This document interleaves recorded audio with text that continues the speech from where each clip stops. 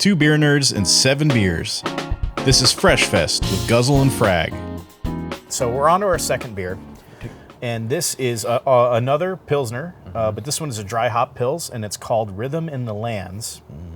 And the breweries are Cinderlands and Rhythm. And we found Cinderlands. They're from Pennsylvania. And actually you can see another collab beer though. And I don't know if you guys probably can't make this out on the GoPro, but it says Fresh Boy there on the laser date label thing. See that? That's awesome. So we were joking about crispy boys, and I guess this is a little Fresh Boy for us here. So new term. I think I don't think I've seen Fresh Boy either. No. We could totally steal that for a hashtag or something. Absolutely. Yeah, so another interesting thing about this is they don't say what hop varietal. Up here, that's kind of unheard of. Like, the whole beer sometimes is marketed based on the hop varietal they're using. Like, you might see, like, Citra Galaxy or, like, Strata. You know, the beer is just called Strata, and that's the name of the hop varietal. And it's interesting that they don't even call out anything on this can. So we don't know what hop varietal is, what it was dry hopped with. Yeah. Some people really care about that kind of thing, but for me, not a big deal. But you know, maybe we get lucky and we can like name the varietal based upon whatever notes we taste. my palate is not there. I can't. Some people can do that. They're like, oh yeah, that's Cascade, or oh yeah, that's Centennial. I was like, I can't. No way. You know, maybe I don't know, or we can just like. But we're just gonna crack it and see what we're dealing with here. So yeah, this should be good. Yeah, buddy. That's beautiful. Already looking good. Yeah, for sure. So again, you got your crisp lager. Rhythm in the Lands. In the Lands. And by the way, Strata or Strata? Oh, does it matter? I don't know. I don't think that it really does. I don't have an answer to that. I'm not gonna lie to you. I like Strata because it sounds cooler, but really it's. I thought Strata was a cloud layer. Is that right? Stratosphere? Maybe that's what I'm thinking of, the stratosphere. Oh, I see. Okay. I think. Well, anyway. Yeah. I'm just stylizing. Hey, if you're a brewer out there, you know how Strata or Strata, how that hop varietal is supposed to be pronounced? Write in the comments. Let us know. Not necessarily in the spirit. It's just, you know, we're just trying to kind of play with words here. But I don't know the answer to that. Yeah, that's a good question. Well, and I think it probably does come down to just like semantics and how people want to talk about it. I was talking to a buddy about like diacetyl or diacetyl, right? And how people like to pronounce that. And I think in the beer community, it's diacetyl. That's what I've heard, yeah. Whereas like if you're maybe like you took chemistry or something like that, you'd say diacetyl. Ooh. So there it's just kind of, I don't think it necessarily matters, but it's just fun to debate. At a certain level, a brewery will actually have chemistry staff that have a lab, and they'll test the beer for infections and off flavors and all kinds of stuff. It'd be really interesting to see like what a lab tech at a brewery would have to say about that. So if you happen to be one, leave a comment and let us know 100% how to pronounce that too. Yes. Okay, so right off the bat, before we even get into this, you can smell the hop on this. So yeah, this is a little bit now already a little different from the last Pilsner that we just had. You talk about Czech or German style Pilsners. This one doesn't have a style outlined on it, so we don't know what style they're going for. And I think the key differences between the different regions are, of course, malts and the hops used. I know that a lot of German style Pilsners use Tettnang hops, which is a German style hop grown in the region and everything. For Czech, you know, I'm not actually sure what they do for Czech beers, but yeah, I don't know either. Anyway, I mean, we're not brewers, you know, we just like to drink. So hey, cheers to that. Absolutely, cheers.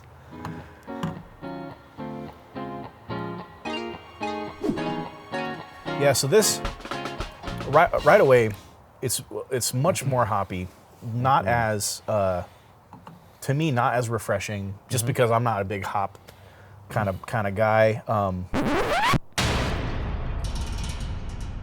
Yeah, and this is where like if my palate was more sophisticated, I could say I know what hop varietal that is. That's like a, you know, I don't know, Centennial or, you know, whatever. Yeah, it definitely seems like it's just a little bit more maybe resiny in nature. Resin, totally, right? Yeah. Like, and that it hits you more on like the back end of the palate. So like up front, it seems like it is like light and a little crisp, but then like that resin just kind of like envelops the palate, and then at the end, It's like, when you have that thin film that kind of develops at the back of your throat. That's kind of what I feel with it. And I almost wish it were a little bit, there's like malts or like a little bit of sweetness on the end to kind of like entice you to pick up that glass and drink more. Now, if you're a person that likes, something that is resiny or just like bitter almost all the way through, so like, like an actual like older, I'm saying old style like IPA, or IPAs like we used to know, this might be down your alley. But like, for what maybe they're brewing these days, I think people would have to get used to it just a little bit more. There must be a market, though, I think, of people who really like IPAs who want Pilsners like this, that have like hop character to them. If you had this beer even 5 years ago, maybe 10 years ago, this would be a pale ale probably. Yeah. Be classified as a pale ale because basically it tastes like a pale ale, even though it has the characteristics of a Pilsner and a lager, but it's, and obviously if it's lagered, the fermentation order and the how long it's lagered and the temperature it's fermented at is all different. Just the way it tastes is what all we're kind of focusing on, and that's like, like you could say, in fact, like I wish we had Sierra Nevada Pale Ale right out here. We could do a side by because this kind of reminds me of that beer. Yeah, that or even like the yellow pills, Oscar Blues, just to kind of like see how that would taste side by side.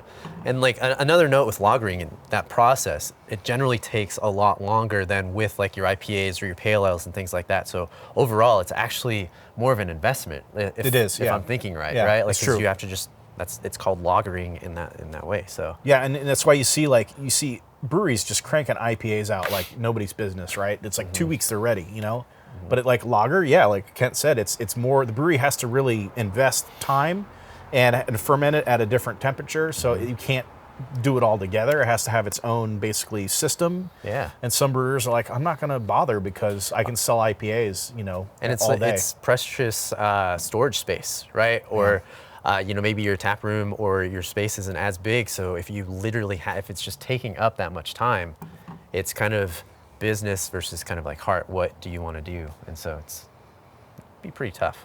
I think it is nice though that we're seeing kind of a resurgence of lagers, and especially craft brewers who specialize in lagers, and that's actually all they make. Yes. Like Wayfinder's when it comes to mind. Yeah, lowercase. They do make IPAs, but like I'd say 90% of their focus is just all lagers, and they're an awesome brewery out of Portland.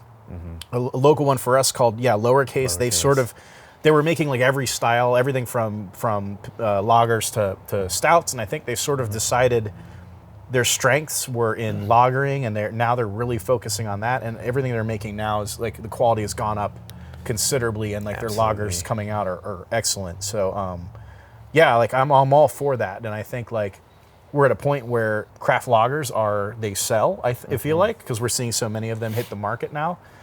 So I'm all on board for that. I think it's like that chart mentioned like earlier, as far as just like starting at lagers and then ending there. I think that as we're going through this like haze craze, right? Like the hazy beers have been going on for like a number of years now. I feel like a handful of years. I think it's not that people are getting tired of them. That's not the point, because like they have stuck around and they still will. It's I don't think it's a trend like people keep telling us, but as many hazies as you've had, like it's just, once again, it's really nice to come back for something crisp and clear.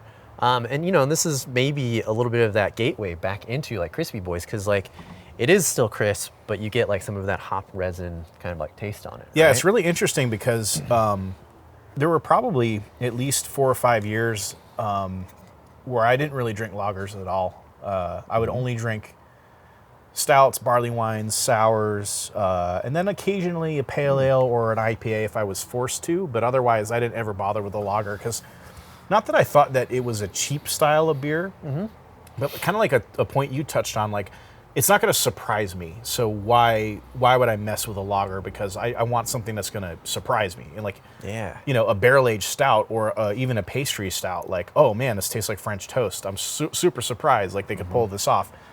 And then, after a while, you get kind of bored of that because you've kind of tried so much, and you're just like, you know what?